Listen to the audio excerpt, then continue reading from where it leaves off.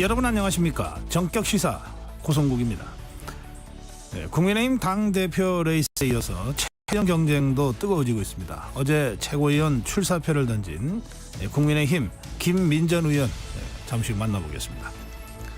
요즘 불법 스팸 문자가 부쩍 늘었다는 얘기들이 많습니다. 시도 때도 없는 스팸 문자. 안 막는 건지 못 막는 건지 참여연대 민생희망본부 이상윤 변호사와 함께 좀 짚어보겠습니다. 매주 수요일에 만나는 코너죠. 본격 토론 최진영 변호사, 김준일 평론가와 함께하겠습니다. 6월 26일 수요일 정격시사 출발합니다. 네, 정격시사는 유튜브 라이브로 생방송으로 함께 하실 수 있습니다. 문자 참여해 주십시오. 짧은 문자 50원, 긴 문자 100원, 샵 9730입니다. 콩 어플 무료로 쓰실 수 있습니다. KBS 1라디오 정치, 경제, 사회문화 각종 명품 콘텐츠가 여러분들을 기다리고 있습니다. 구독과 좋아요 그리고 댓글로 여러분들 함께 해주시기 바랍니다.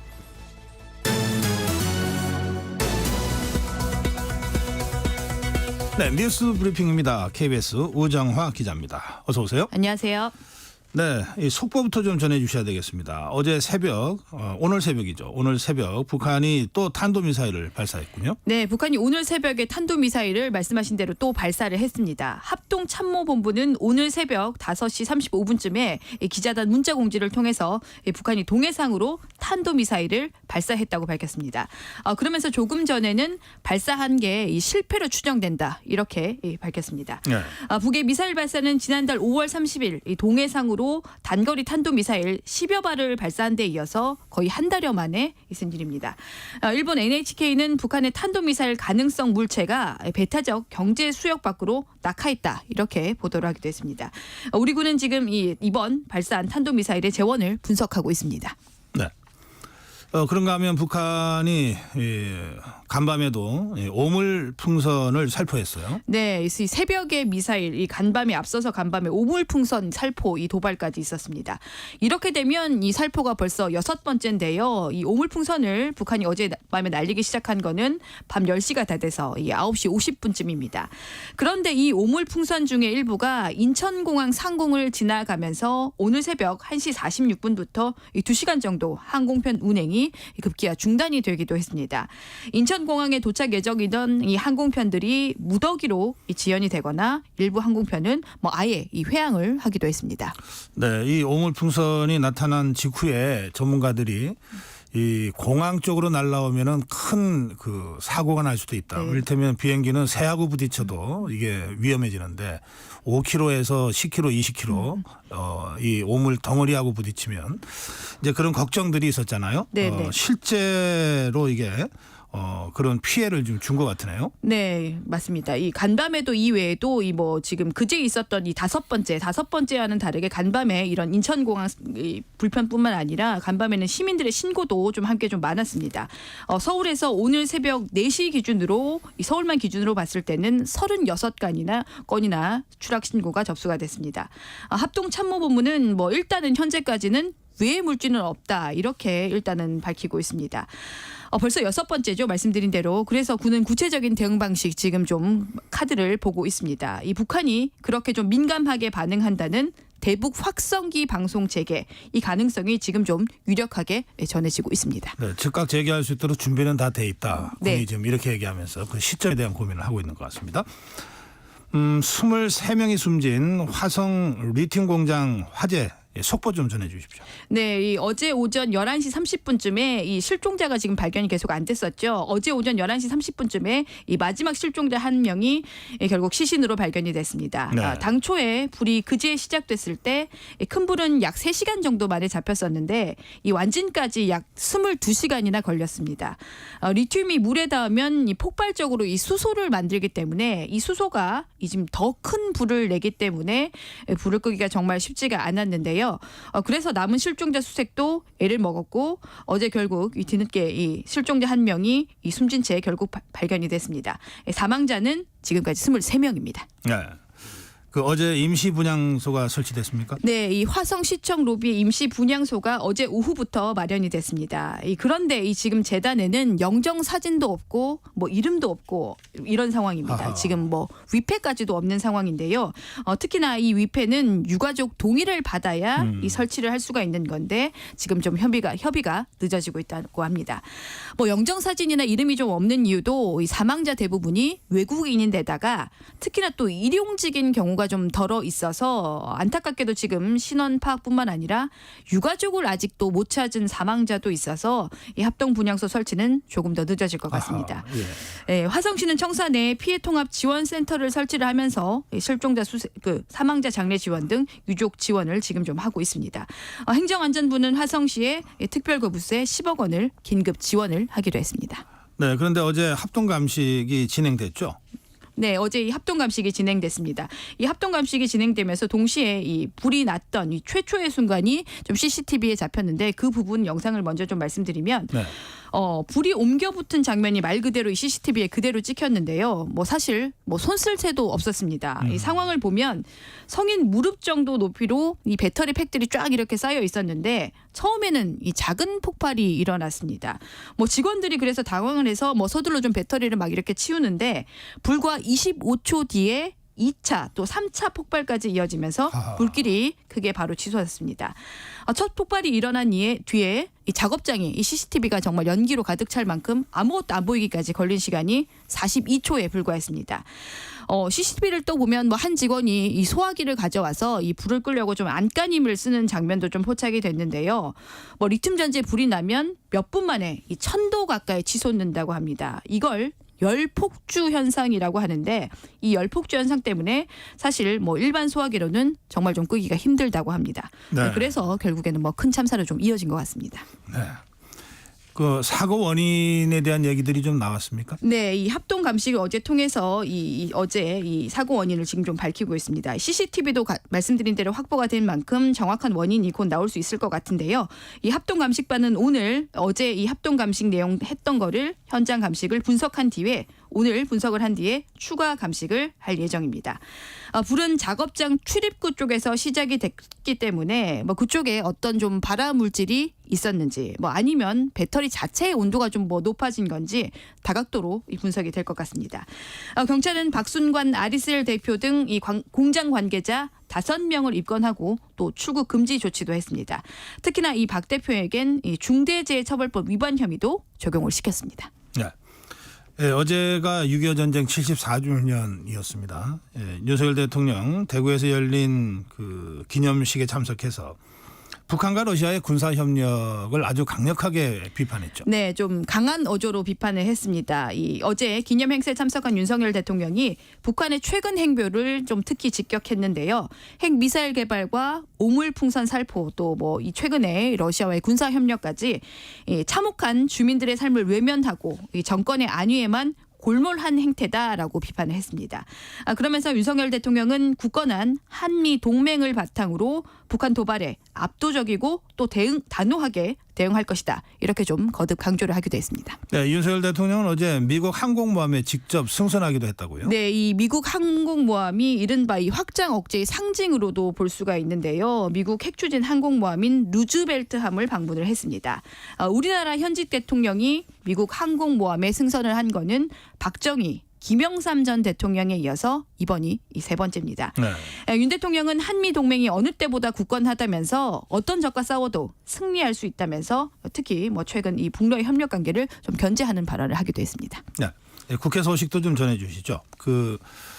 어제부터 국민의힘이 국회에 복귀하지 않았습니까? 그런데 상임위 곳곳에서 파행이 됐어요. 과방위 방송사법이 야당 단독으로 처리되는 일도 있었고요. 네, 이 좀 어제 뭐 곳곳에서 파행이 됐는데 특히 좀 큰 소란이 있었던 곳이 이 법제사법위원회, 이 법사위라고 볼 수가 있습니다. 어제 법사위에서는 이 공영방송의 지배 구조를 바꾸는 내용 등을 담은 이른바 방송 3법, 이 방송 3법과 이 방송통신위원회의 의결 정족수를 지금의 이 상임위원 2명에서 4명으로 늘리는 내용이 포함된 방통위 설치법 개정안까지 해서 이 모든 이 4법이 야당 단독으로 통과가 됐습니다. 국민의힘은 계속 이 통과를 반대를 해왔죠. 그래서 어제 국민의힘은 이 법안 이소위로 넘겨서 조금 더 논의하자 이렇게 좀 제안을 했었는데 민주당 소속의 정청래 법사위원장이 바로 거부를 해버렸습니다. 결국 어제 법사위에서 다수결로 법안이 처리가 됐고 국민의힘이 반발하면서 퇴장을 했습니다. 민주당은 다음 달 초순 끝나는 6월 임시국회 안에 이 본회의 통과까지 마친다는 계획을 잡고 있습니다. 국민의힘은 이번 상황에 대해서 이 공영방송 이사회를 친민주당, 친민주노총 산하 언론노조 인사들로 꾸리고 또 영구적으로는 이 공영방송을 장악하려는 이 헌정사상 초유의 계약법이다. 이렇게 좀 강하게 반발을 하기도 했습니다. 네, 이 방송사법 과방위를 거쳐서 이제 어제 법사위를 통과했다는 그런 소식이었습니다. 대한의사협회하고 서울대병원이 사실상 무기한 휴진을 철회하지 않았습니까? 서울 성모병원도 이 휴진을 사실상 철회했다는 소식이 있나요? 네, 이 서울 성모병원 등 이 가톨릭 의대 교수들도 이 무기한 휴진 유예를 결정을 했습니다. 그래서 사실상 휴진을 철회했다 이렇게 봐도 무리가 아닐 것 같습니다. 삼성 서울병원도 휴진 유예를 결정했습니다. 그런데 이른바 이 빅5 병원 중에서 이 병원별로 이렇게 되면 휴진 상황이 좀 다른데요. 이른바 이 빅5 병원 중에서 세브란스 병원은 오는 27일부터 이 무기한 휴진하겠다 이렇게 한 상태고 이 서울 아산병원 다음 달 4일부터 휴진을 시작합니다. 그러니까 정리를 해드리면 서울대병원, 삼성서울병원, 서울성모병원은 당장 휴진을 안 하고요. 세브란스 병원은 오는 27일부터 이 서울 아산병원은 다음 달 4일부터 휴진입니다. 네, 27일이면 내일인데요. 네. 좀 지켜보겠습니다. 그 정부가 이제 전공의들에게 그 요구사항 일부를 수용하면서 복귀를 촉구하고 있는데 전공의 입장이 혹시 나온 게 있습니까? 네, 아직까지 별다른 입장은 나오진 않았습니다. 그런데 오늘 아침 좀 동아일보 보도를 보면 정부가 병원에 복귀하는 전공의뿐만 아니라 미복귀 전공의에 대해서도 면허 정지 같은 행정 처분을 안 하기로 하지 않는 것으로 가닥을 잡은 걸로 전해집니다. 네. 정부가 다음 주에 이 미복귀 전공의, 복귀하지 않은 전공의에 대한 대책을 한다고 예정이 돼 있는데요. 네.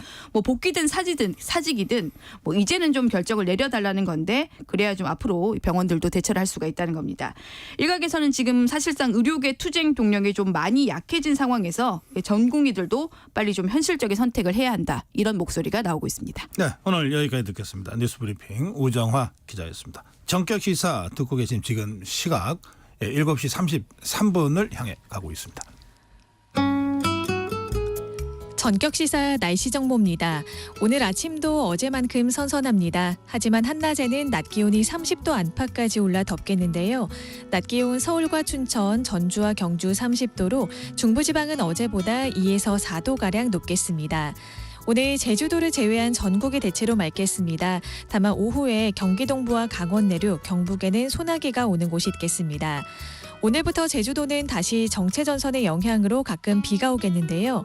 밤부터는 전남 남해안, 내일은 그 밖의 남부지방에도 장맛비가 내리겠습니다. 이 비는 모레 오전이면 그치겠습니다. 모레까지 제주도의 많게는 150mm 이상, 남해안에는 20에서 60, 그 밖의 남부 내륙에는 5에서 40mm의 비가 내리겠습니다. 특히 내일 새벽부터 제주도와 남해안을 중심으로는 돌풍과 벼락을 동반한 시간당 10에서 30mm의 세찬 비가 쏟아지겠습니다. 지금 서울의 기온은 20.7도입니다. 날씨 정보의 조하늘이었고요. 이 시각 교통 상황을 KBS 교통정보센터의 김민희 씨가 전해드립니다. 상습 정체 구간 중심으로 출근 정체가 빠르게 늘고 있습니다. 중부고속도로 남이 쪽으로 남이천 부근 3차로에는 화물차가 고장으로 서 있고요. 경부고속도로 부산 쪽으로는 잠원부터 서초 사이와 신갈분기점에서 수원 일대, 다시 남사진위에서 남사 사이와 또 안성분기점 일대로 더디게 지납니다. 반대 서울 방면으로는 수원 부근과 더 가서는 달래내 고개부터 반포 사이로 교통량이 많습니다. 영동고속도로 강릉 쪽으로도 서창분기점에서 월곡분기점 사이와 둔대분기점에서 부곡 부근, 다시 용인에서 양지터널 사이로 정체입니다. 서울시내 내부순환로 성산대교 쪽으로 정릉램프 부근 1차로에는 고장난 차가 서 있어서 종암분기점부터 속도 줄여 지나고요. 이후로도 홍은램프부터 성산램프 사이로 더디게 지납니다. 강변북로 구리 쪽으로는 방화대교부터 동작대교 사이 지나는 데만 40분이 넘게 걸리고 있습니다. KBS 교통정보센터였습니다.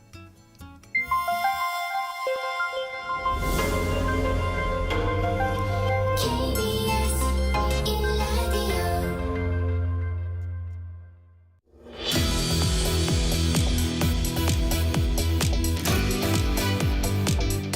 네, 국민의힘 당대표 레이스가 본격적으로 시작되면서 당대표 후보뿐만 아니라 최고위원 후보들의 출마 선언도 잇따르고 있습니다. 어제 선언한 분입니다. 최고위원 도전을 선언한 국민의힘 김민전 의원 모시겠습니다. 의원님 어서 오세요. 네, 안녕하세요. 네. 이번에 비례로 입성을 하신 건데요. 네, 그러니까 이번이 초선이시죠. 네, 그렇습니다. 그동안 이제 대학교 교수 그리고 이제 언론 평론으로 많이 활동하셨는데 직접 정치 현장에 들어와 보시니까 어떠세요? 네, 굉장히 어렵습니다. 사실 뭐 마음먹은 대로 되는 것이 별로 없는 것이 또 정치가 아닌가 하는 생각을 하게 되고요. 네. 그러나 또 다른 한편에 있어서는 그동안에 제기되지 못했던 여러 가지 문제들도 또 제기할 수 있는 힘을 가질 수 있다라고 하는 면에서 또 이 어려움을 당하신 분들의 목소리를 들어줄 수 있는 그런 물론 문제를 다 해결할 수는 없습니다만은 그런 힘이 있다는 면에서는 또 굉장히 정말 자부심을 가지게도 됩니다만은 그러나 전반적으로 굉장히 어려운 것은 사실입니다. 예. 삼김 여사 특검법이요? 네. 그거 그 문제 제기하셨잖아요. 네, 그렇습니다. 사실 22대 국회의원 선거 때부터 해서 이 선거가 끝나자마자까지 이 김건희 여사 특검 문제로 야당이 굉장히 강하게 압박을 해왔습니다. 그런데 우리가 조금만 생각을 해보면 물론 이 300만 원짜리 그 파우치를 받은 것이 잘했다 이렇게 말씀드릴 수는 없고요. 잘못된 것은 사실입니다만은 그럼에도 그것이 그 정도로 비난을 받고 특검을 해야 된다라고 할 정도의 문제라고 한다면 그보다 더한 분들은 왜 가만히 계셔야 하는가 하는 게 문제 의식이었습니다. 네. 사실 이재명 대표의 부인인 김혜경 여사의 경우에는 성남시장 시절부터 해서 경기도지사까지 그야말로 공무원을 본인의 사비서로 썼던 거 아니겠습니까? 그것만 해도 국고 손실이 적어도 3억 원 이상일 것이다. 물론 소고기 스시 이런 카드로 이 국가의 카드로 사 먹은 이것은 말하지 않더라도 이 공무원을 사비서로 쓴 것만 해도 3억 이상의 이 국고 손실이 있었다라고 한다면 그런 것에 대해서도 제대로 조사해야 되는 것이 아니냐라고 하는 것이고요. 김정숙 여사의 경우에도 마찬가지였습니다. 지금 한참 타지말 가지고 그동안에 많은 문제 제기들이 이루어졌습니다만은 그 옷과 관련해서도 이미 문재인 정부 시절에도 이 관봉권이라고 얘기합니다. 한국은행 띠시가 붙어 있는 다시 말해서 이것은 개인의 돈이 아니었다는 것이죠. 이 돈으로 옷을 샀다라고 하는 그 관봉권이 붙어 있는 돈의 사진과 이런 것들이 굉장히 많이 있지 않았습니까? 그러나 그런 것에 대해서는 조사하지 않았어요. 그렇다라고 하면 이 기회에 모든 것을 한번 조사하고 털고 넘어가자라고 하는 게 상김 특검을 얘기하게 된 계기였습니다. 세 명의 김 여사 네. 특검법, 상김 여사 특검법이라고 불렸는데 그 주장한 거는 국회의원 되기 전에 당선인 신분으로 하셨던 거 네, 제가 그렇습니다. 기억하는데 네. 그때 반응들이 좀 있었습니까? 네, 그렇습니다. 그 당시에 적어도 이제 그 이후에 타진말과 관련해서 많은 문제 제기들이 되었고 또 검찰에서도 이 카드값과 그리고 관용차의 사용 등과 관련해서 기소를 한다라는 얘기들이 나오기도 했고요. 그래서 그 뒤에 이것이 여론을 환기하는 데는 좀 도움을 준 것이 아닌가. 물론 문제를 해결했다 이렇게 말씀드리기는 어렵겠습니다.만은 네. 그러나 여론 환기에는 도움을 좀 준 것이 아닌가 이렇게 생각합니다. 그럼 이제 국회의원이 되셨으니까 입법 추진이라도 하실 계획이신가요? 가장 좋은 것은 사실은 검찰이 아주 깨끗하게 다 조사하는 것이다. 이렇게 얘기 드릴 특검 수가 전에? 있고요. 네, 그렇습니다. 그러나 검찰이 제대로 다 다 수사해내지 못한다라고 하면 특검에 대한 여론은 더 높아질 가능성이 있다. 이렇게 얘기 드리겠고요. 제가 상김 특검 얘기를 하니까 아니 김건희 여사에 대해서는 야당이 다수당이니까 할 수 있겠지만 여당이 무슨 힘이 있다고 특검을 하느냐 이런 말씀들을 하시더라고요. 네. 그래서 사실 우리 특검법에는 이렇게 국회가 입법을 통해서 하는 특검도 있을 수 있지만 상설특검법은 이미 되어 있습니다. 그렇죠. 네. 그렇기 때문에 상설특검법을 이용한다라고 하면 이것은 법무부 장관이 발동을 시킬 수가 있는 것이죠. 얼마든지 가능하다 이렇게 얘기 드릴 수가 있고요. 그러나 가장 좋은 것은 앞에서 말씀드린 것처럼 검찰이 어떠한 의혹도 없이 명백백백하게 다 수사하는 것이다. 이렇게 얘기 드리겠습니다. 네. 이 특검 얘기가 나왔으니까 바로 특검 얘기 질문 하나 더 드리겠습니다.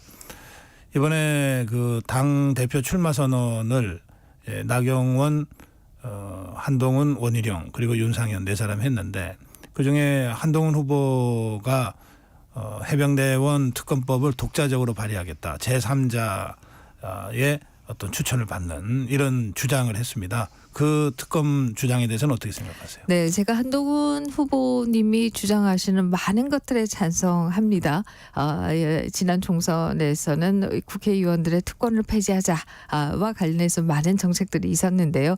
그런 부분들에 대해서도 다 동의합니다만은 그러나 이 최상병의 특검법을 우리가 발의하겠다. 이게 당 대표 선거에서 나와야 될 정책인가에 대해서는 의심이 있다. 이런 말씀을 드리겠습니다. 특히 특검을 이 대법원장이 임명하는 것으로 그 추천하는 것으로 해야 된다. 이런 말씀을 하시는데요. 이것은 저는 원내 전략에 해당하는 것이 아닌가 이런 생각이 들어서 첫 번째는 원내 대표의 일이다라는 생각을 해서 이게 당 대표 선거에 어젠다로 나오는 것은 바람직하지 않다 이런 생각을 합니다. 만약에 예를 들어서 지금 지난번에 최상병 사건 이외에도 예를 들면 군기 훈련을 하다가 사망한 안타까운 사고가 있었습니다. 그 사고가 있었을 때 중대장을 군이 직접 조사할 수 없기 때문에 그분이 휴가를 내고 본인의 고향으로 돌아가는 일이 있었어요. 이때 많은 분들이 사실 분노했습니다. 왜 저분이 가느냐. 또 뿐만 아니라 또 다른 한편에서는 저렇게 내보냈다가 무슨 사고라도 있으면 어떡하냐. 이런 걱정을 하시는 분들이 있었어요.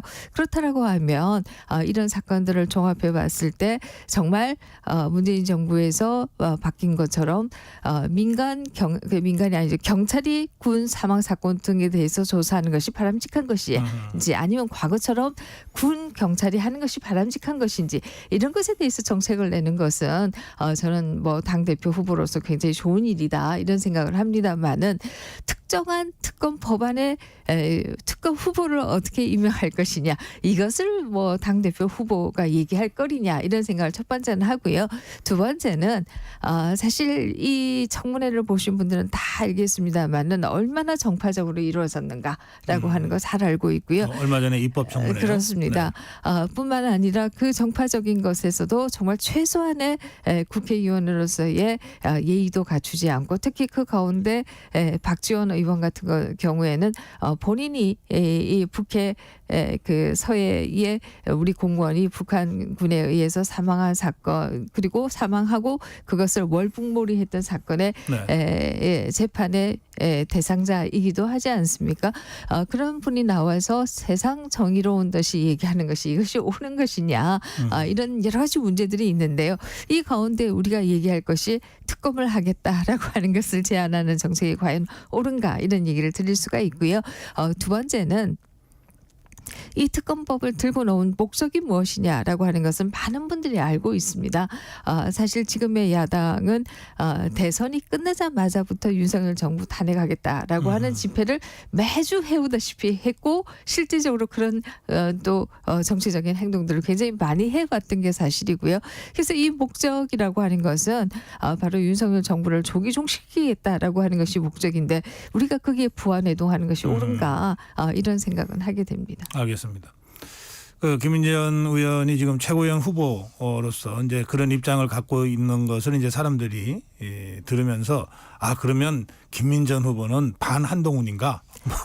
그렇지 않습니다. 제가 그런 오해를 하실까봐 사실 이제 앞에서 제가 한동훈 후보에 대해서 찬성하는 부분들도 굉장히 많이 있다라는 네. 얘기를 드렸고 뭐 이 당 대표 경선이 시작되기 이전에 한동훈 후보가 출마하는 것도 바람직하다 이런 얘기를 많이 해봤고요.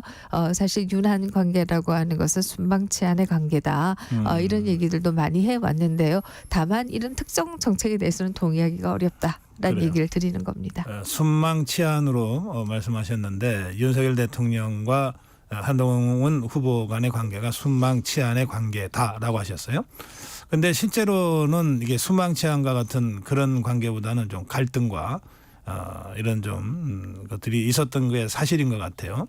그러면 많은 분들이 걱정하세요. 그러니까 한동훈 후보를 지지하든 반대하든 어쨌든 관계가 좀 예전처럼 회복되거나 정상화될 필요가 있다. 그런 말씀들을 하시는데 의원님은 그 점은 어떻게 생각하십니까? 네, 뭐 순망치 않의 관계다라고 말씀드렸지만 사실 당위론적으로 이어야 한다라고 하는 면이 더 강하다 이렇게 얘기 드릴 수가 있을 것이고요. 예. 굳이 이런 말씀을 드린다라고 하는 것은 결국 그동안의 윤한 관계에 대한 상당히 많은 지지자들의 우려가 있었던 것도 또 사실 아니겠습니까?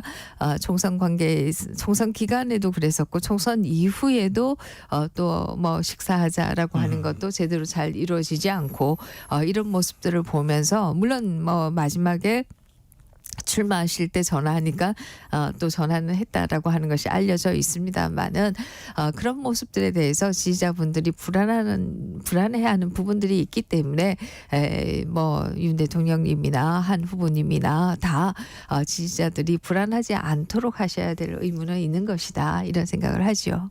네. 지금 당 대표와 최고위원 후보들 간에 이른바 러닝메이트라는 식의 그 라인업이 만들어진 후보도 있고 나는 그 러닝메이트 같은 것은 그 여의도 사투리라서 안 한다. 뭐 이런 후보도 있습니다. 그 문제는 의원님 어떻게 생각하십니까? 네, 뭐 그동안에 우리가 전당대회를 봤을 때 러닝메이트제라고 하는 건 사실 없었던 것 같습니다. 이번에 처음 보는 상황인데요. 그러나 또 다른 한편에 있어서는 또 없었을 때에도 아름아름으로 또 표를 행사했던 것도 또 사실이 아닌가. 사실상의 러닝메이트처럼. 네, 했던 생각도 들기도 하는데요. 그러나 어쨌든 이번에 제 문제로 좀 말씀을 드린다라고 하면 여러 후보님들께서 출마를 하라라고 하는 그런 제안들을 해주신 것에 대해서는 굉장히 영광스럽고 또 감사하다는 말씀을 드리겠습니다. 다만 그럼에도 제가 특정 후보님과 러닝메이트를 하지 않은 가장 큰 이유 중에 하나는 이래진 선생께서 저한테 그런 얘기를 하시는 거예요. 아니 어디를 보니까 어느 특정 캠프에 들어가신다라고 하는데 사실이신가요? 라고 물으시더라고요. 그래서 제가 왜요? 이랬더니 저는 이 특정 캠프에 들어가셨기 때문에 혹시라도 선거 이후에 이 동생의 문제가 공론화되고 당의 주요 정책이 되는 것에 대해서 그 악작용을 하면 어떡하냐. 이것을 우려하게 된다라고 말씀을 하시면서 특정 캠페인에 안 들어가셨으면 좋겠다. 그래요. 이 말씀을 하시더라고요. 그래서 제가 물론입니다. 특정 캠프 들어가지 않겠고요. 그럼에도 우리가 적어도 이 월북몰이 사건에 대해서 지금 뭐 일부에서 재판은 이루어지고 있습니다만 이게 비공개 재판이다 보니까 정말 어떤 형식으로 재판이 이루어지고 있는 것인지 네. 제대로 알지도 못하는 것이 사실이고요.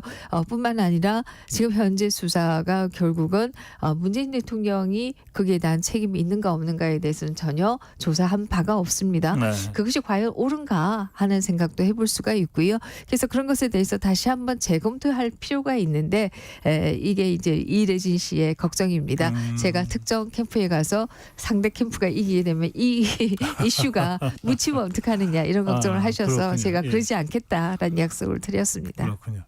저 해수공무원 이래진 씨의 그 형이죠. 이래진 선생이 이제 그렇게 각별한 부탁을 하셨다는 말씀이군요. 알겠습니다. 이게 좀 순서가 좀 거꾸로 됐습니다만은 모시고 이 최고위원 출마를 하셨기 때문에 출마의 변을 먼저 말씀을 듣고 좀 진행을 했어야 되는데 특검 얘기부터 하게 됐습니다. 언제 결심하셨어요? 사실은 어제 점심까지도 제가 고민을 굉장히 많이 했습니다. 많이 네. 하고 2시에 결국 기자회견을 했는데요. 많은 고민을 한 이유 중에는 앞에 시작하실 때 비례초선이라고 소개를 하셨는데요. 비례초선이면서 특히 초선이면서 최고위원 선거에 나가는 것이 옳은가에 대한 고민이 있었다 이런 말씀을 드리겠습니다. 그래서 특히 이 의원도 뭐 어느 직장도 마찬가지라고 생각합니다만은 처음부터 차근차근 배워 나가는 것이 좋다라고 생각이 드는데 이렇게 갑자기 큰 역할을 맡는 게 옳은가 이것에 대한 스스로의 자신이 없었던 부분도 있고요. 그럼에도 불구하고 출마 선언으로 결국 결정하게 된 것은 앞으로 2년이 큰 선거가 없다. 네, 26년 지방선거까지 그렇다라고 하면 이때야말로 제대로 국민의힘을 개혁하고 다시 국민이 사랑하는 정당이 되도록 다시 태어나야 하는데 이 과정에서 그래도 정치학을 공부한 저의 역할이 있을 수 있지 않겠는가 네. 하는 생각을 해서 출마 선언을 하게 됐습니다. 출마선언 내용에 보면 그 선거제도 일마 부정선거 의혹과 관련된 말씀을 하셨는데 그 말씀은 어떤 말씀입니까? 네, 선거제도에 문제가 있다라고 얘기하면 부정선거요 이렇게 말씀하시면 저는 조금 동의하지 않습니다. 부정선거인지 아닌지는 우리가 아직 정확하게 해보지 않았어요. 그렇기 때문에 그것을 먼저 드러내는 건 저는 옳지 않고요. 다만 선거제도를 전공한 입장에서 본다라고 하면 어떻게 세상에 이런 제도가 만들어졌는가 에 대한 분노를 합니다. 전 세계의 대만이나 이 프랑스 같은 경우에는 아예 부재자 투표도 없습니다. 당일날 투표밖에 없어요. 아하. 그것은 결국 여러 가지 부정의 의혹 뭐 이런 것들이 있을 수 있기 때문에 당일 투표할 수 있는 사람은 딱 투표하고 그 자리에서 개표합시다. 이렇게 되어 있는 제도이고요. 이 때문에 전 세계 많은 나라들에서 선거에 대한 의혹들이 제기되어도 대만과 프랑스는 그렇지 않습니다. 그리고 프랑스 같은 경우에 대선 같은 경우에 2시간도 채 안 걸려요. 개표하는데. 예. 그래서 이런 제도가 참 깨끗하다 이런 얘기를 드리겠고요. 그럼에도 그 시간에 그날 투표할 수 없는 분들을 위해서 이 소위 부재자 투표 혹은 사전 투표라고 얘기하죠. 제도가 있는 나라들도 있어요. 그런 나라의 대표적으로 본다라고 하면 영국이나 프랑스나 독일 같은 경우에 이 나라들은 다 우편 투표로 합니다. 그런데 이제 이 우편 투표라고 하는 것은 우리나라의 사전 투표의 관외 투표에 해당하는 것이다. 그렇죠. 이렇게 생각하면 되고요. 예전에 우리 부재자 투표라고 네, 했던. 그렇습니다. 그러나 관내 투표와 같은 것은 존재하는 나라가 없다. 아하. 이 관내 투표는 다 아시다시피 투표 봉투도 없고 그냥 투표한 용지를 투표함에 넣어서 모셔두는 거잖아요. 네. 3, 4일간 모셔두는 건데 이렇게 투표 용지를 모셔두는 나라는 없다. 이런 얘기를 첫 번째 드리겠고요. 두 번째 드리고 싶은 얘기는 이 사전 투표 그러니까 미국이나 영국이나 독일처럼 우편 투표를 하는 나라들도 이게 투표를 신청합니다. 신청해서 투표 용지를 받아서 이 투표를 해서 다시 우편으로 붙여요. 근데 이걸 개표할 때 신청할 때 했던 사인과 주소와 이 개표할 때 봉투에 있는 사인과 주소가 동일한지 확인을 다 합니다. 아하. 근데 우리는 그런 확인 절차가 전혀 없어요. 뿐만 아니라 누가 먼저 투표하는지에 대한 명부도 없어요. 그냥 온라인상에만 존재하는 거죠. 사실 2009년에 독일 헌법재판소가 판결한 것은 대중이 이해할 수 있는 제도여야 한다. 네. 이 때문에 독일 같은 경우에도 전자장치는 하나도 사용하지 못하도록 위헌 판결을 내렸습니다. 사실 많은 나라들이 그렇게 하고 있고요. 뿐만 아니라 핀란드 같은 경우는 아예 그날 2번 개표를 합니다. 그래서 선거 당일날 발표가 안 나고 그 다음날 나는 일들도 많아요. 왜 이렇게까지 하느냐라고 한다면 선거는 결국 공정하고 투명하고 알겠습니다. 누가 봐도 의심이 없어야 된다라고 하는 것이죠. 투표 제도 전반에 대해서 좀 다시 좀 재정렬하자 이런 취지의 말씀이십니다. 이 시간이 별로 없는데 제가 질문 드리고 싶은 건 많아서 짧게 답변 부탁드릴게요.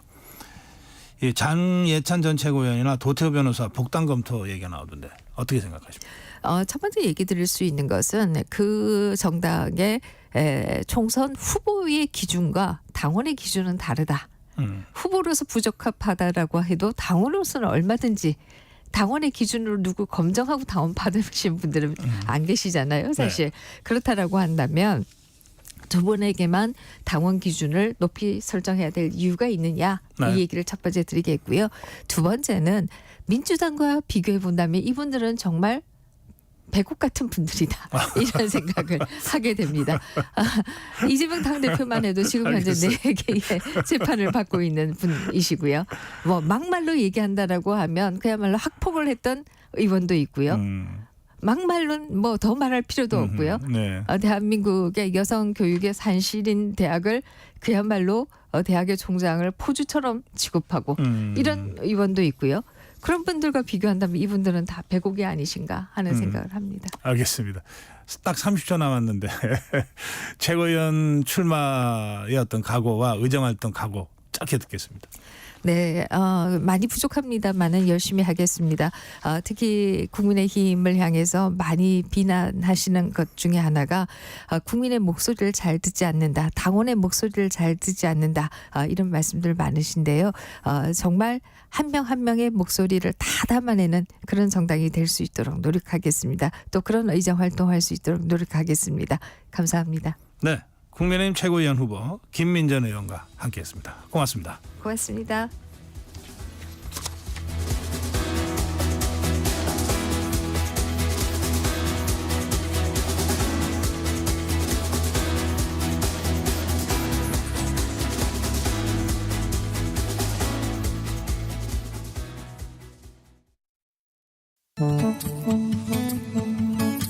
KBS 라디오 기후 위기 대응 캠페인 지구를 안녕하세요. 저는 아워플래닛을 운영하고 있는 음식탐험가 장민영입니다.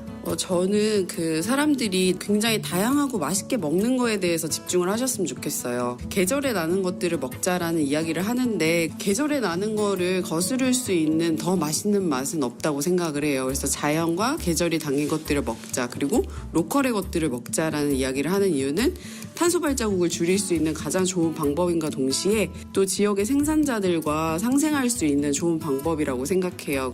지금은 죽순김치, 막 칡잎김치 이런 거를 기억하시는 분들도 없잖아요. 근데 이런 것들을 먹는 게 생태계의 종다양성과도 굉장히 밀접한 관련이 있거든요. 그래서 소비자들이 얼마나 다양하게 이렇게 열심히 찾아 먹느냐에 따라서 지구 생태계의 종다양성 같은 것도 지킬 수 있는 좋은 방법이 될 수 있어요. 우리가 어떻게 키워서 여기에 왔는지 그 방식을 알고 먹는 게 굉장히 중요하거든요. 그리고 그런 것들을 쭉 따라가다 보면 또 제로 푸드 웨이스트 이야기도 맞닿아져 있거든요. 그래서 골고루 얼마나 다 먹을 수 있느냐.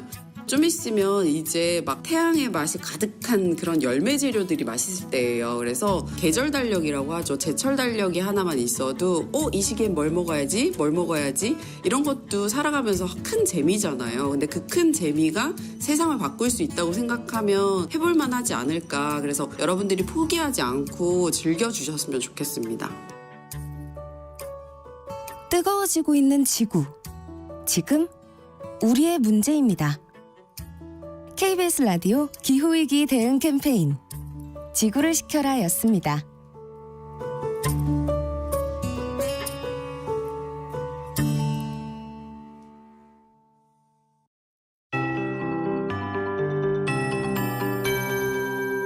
KBS 58분 날씨. 오늘부터 제주도와 전남 남해안은 정체전선의 영향을 받겠습니다. 제주도 남쪽 해상에 머물러 있던 정체전선이 다시 북상하겠는데요. 오늘 제주도를 시작으로 밤부터는 전남 남해안에도 비가 시작되겠고요. 내일은 그 밖의 남부지방으로 비가 확대되겠습니다. 이번에도 제주도를 중심으로 매우 강하고 많은 비가 내리겠습니다. 모레까지 제주도의 많은 곳은 150mm 이상, 남해안에는 20에서 60, 그 밖의 남부 내륙 에는 5에서 40mm의 비가 내리겠습니다. 특히 내일 새벽부터 모레 새벽 사이 제주도와 남해안을 중심으로는 돌풍과 벼락이 치고 시간당 10에서 30mm의 매우 강한 비가 쏟아지겠습니다. 비 피해 없도록 철저히 대비하셔야겠습니다. 오늘 제주도를 제외한 전국이 대체로 맑겠습니다. 다만 오후부터 내륙을 중심으로 가끔 구름이 많겠고요. 오후에 경기 동부와 강원 내륙에는 소나기가 오는 곳이 있겠습니다. 오늘 아침 출근길도 어제처럼 선선하게 시작하고 있습니다. 현재 서울 기온 21도 선을 보이고 있는데요. 다만 한낮 기온은 30도 안팎까지 올라 덥겠습니다. 습도가 높은 지역에서는 실제 기온보다 더 덥게 느껴지겠는데요. 낮 기온 서울과 춘천, 전주와 경주 30도가 예상됩니다. 현재 서울의 기온은 21.7도입니다. 조하늘입니다.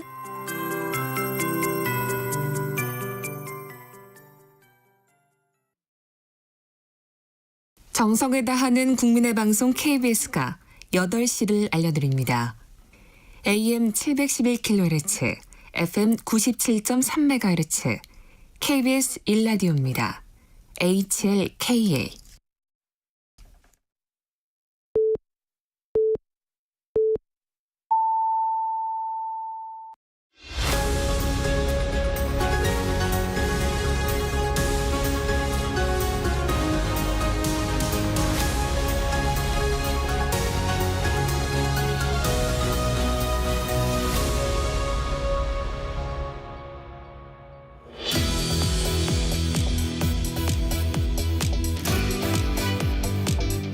네, 스팸 문자가 어제 오늘 일은 아니죠.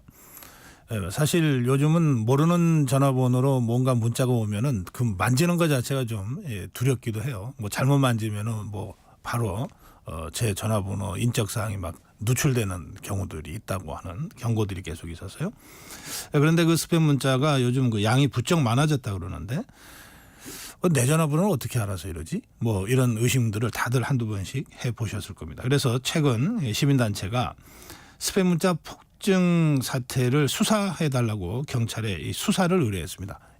자세한 내용을 좀 알아보기 위해서 참여연대 민생희망본부 이상윤 변호사 스튜디오에 모셨습니다. 변호사님 어서 오세요. 안녕하세요. 네. 이게 저 경찰에 수사 의뢰를 했다고 그러는데요. 이 스팸 문자 메시지가 최근에 갑자기 늘었다 그러는데 이게 어느 정도입니까? 이게 관련해서 그 방송통신위원회가 최근에 보도 자료를 낸 게 있습니다. 네. 그걸 봤더니 작년 연말 기준으로 약 1억 9천만 건 정도 되는 거더라고요. 근데 작년 상반기에는 한 1억 500만 건이어서 네. 그 8,500만 건 정도 늘어난 거고요. 그래요. 그리고 관련 기관 중에 한국인터넷진흥원의 어떤 최근 결과를 보면 네. 6월 1일부터 17일까지 신고된 스팸 문자가 2,800만 건 정도 되고 그런데 보니까 5월 1일부터 5월 17일까지는 2천만 건 정도 돼서 한 1.4배 정도 최근에 늘어난 걸로 보여집니다. 네. 근데 이런 스팸 문자들이 국민들이 신고한 것만이 계산된 거여서 그렇겠죠. 실제로는 훨씬 더 많은 게 아닌가라고 생각하고 있습니다. 최근에 갑자기 늘었다는 건데 네. 이유가 있나요? 그 이유는 좀 다양하게 예측할 수 있을 것 같습니다. 그러니까 지금 많이 받으시는 문자가 아마 주식 리딩방 관련하신 것들일 건데요. 예. 네, 그 8월부터 자본시장법이 좀 개정이 돼서 그 주식 리딩방에 대한 규제가 강화됩니다. 그 규제 강화 이전에 주식 리딩방들이 좀 문자를 보내서 회원들을 미리 모집하는 것이 아닌가 하는 좀 의심을 하고 있고요. 네. 두 번째로 한국인터넷진흥원 조사처럼 그 대량 문자 발송 업체가 해킹을 좀 당해서 이것 또한 이유일 수 있습니다. 또 마지막으로 그 개인정보보호위원회에서 말씀하신 것처럼 정말 원인을 알 수 없는 것일 수도 있습니다. 네. 원인을 알 수 없다. 자, 이제 제일 많은 그 궁금증은 이런 것 같아요. 내 전화번호를 어떻게 알고? 그 좀 파악된 게 있습니까? 정확하진 않습니다. 그렇지만 어디선가 내 번호랑 뭐 내 나이, 뭐 이름까지는 아니더라도 이런 것들이 같이 유출이 돼서 스팸 문자를 보내는 것이 대다수일 것인 것 같다라는 네. 생각을 좀 하고 있고요. 네. 또 일부 스팸 문자에는 수신인들 이름, 뭐 예를 들면 제가 이름이 이상윤인데 뭐 이상윤님으로 시작하는 문자가 오기도 하거든요. 그런 문자 있어요. 네네. 근데 또 스팸 문자를 발송하는 사람들이 또 돈을 내고 발송을 하는 것이거든요. 그렇기 때문에 무작위로 이렇게 보내는 것 같지는 않습니다. 아하. 예. 그러니까 무작위는 뭐 그냥 번호를 생성해서 막 보내는 건데 이제 그런 것 같지는 않다. 네, 맞습니다. 예. 그 스팸 문자의 스팸이 무슨 뜻이에요? 보통은 우리가 알고 있는 그 햄에 대한 예. 그 이야기인데요. 거기서 파생된 용어로 알고 있지만 지금은 네. 뭐 저희가 좀 받기 싫은 뭐 좀 그 이걸 받자마자 버려야 하는 그런 것의 대명사가 된 것이죠. 예. 일종의 그 쓰레기 또는 예, 그렇죠. 뭐 예. 그 위해 물질 같은 네, 맞습니다. 그런 뜻을 담고 있는 건데 네. 그러면 스팸 문자가 불법입니까? 이게 불법인 것도 있고 아닌 게 있을 수도 있습니다. 아, 그래요? 예를 들어서 뭐 도박이나 그 네. 내용상의 어떤 뭐 도박, 스미싱 이런 거라면 무조건 불법이겠죠. 그렇지만 그 이 내용에서 불법이 아니더라도 그 어떤 절차에 있어서 불법인 것일 수 있거든요. 네, 네. 사전에 수신자의 동의를 받지 않았다거나 또 문자 안에 어떤 발송한 사람들의 명칭이나 뭐 수신 거부 방법, 연락처 등을 정확하게 고지하지 않았다면 이거 모두 정보통신망법 위반입니다. 아, 내용상 불법인 것도 있고 그 과정 자체가 불법인 것도 있고. 예, 그렇게 이해하시면 좋을 것 같습니다. 아, 그렇군요. 예. 근데 이게 그 돈을 받고 스팸을 보내는 업체가 있다 그러니까 그러면은 그 업체나 또는 이게 결국은 통신사를 통해서 보내지는 거잖아요. 그럼 통신사들이나 다 돈을 버는 거네요? 그렇죠. 근데 이렇게 한번 계산해 볼 수 있을 것 같아요. 제 개인적으로 좀 계산을 해본 건데요. 네. 그 작년 통신 3사의 휴대전화 회선수가 12월 말 기준으로 그 4,700만 개 정도 됩니다. 네. 근데 방통위랑 인터넷진흥원의 그 조사 결과를 보면 작년 하반기에 우리 국민이 매월 약 9개의 스팸 문자를 받았다고 하거든요. 네. 그럼 둘을 한번 곱해보면 매월 한 4억 개 이상의 스팸 문자가 발송이 되는 겁니다. 근데 보통 이 대량 문자를 보내면 뭐 문자마다 사진이 들어가는 문자일 수도 있고 장문일 수도 있지만 그 단문 문자의 경우에 단가가 한 10원 정도 됩니다. 예.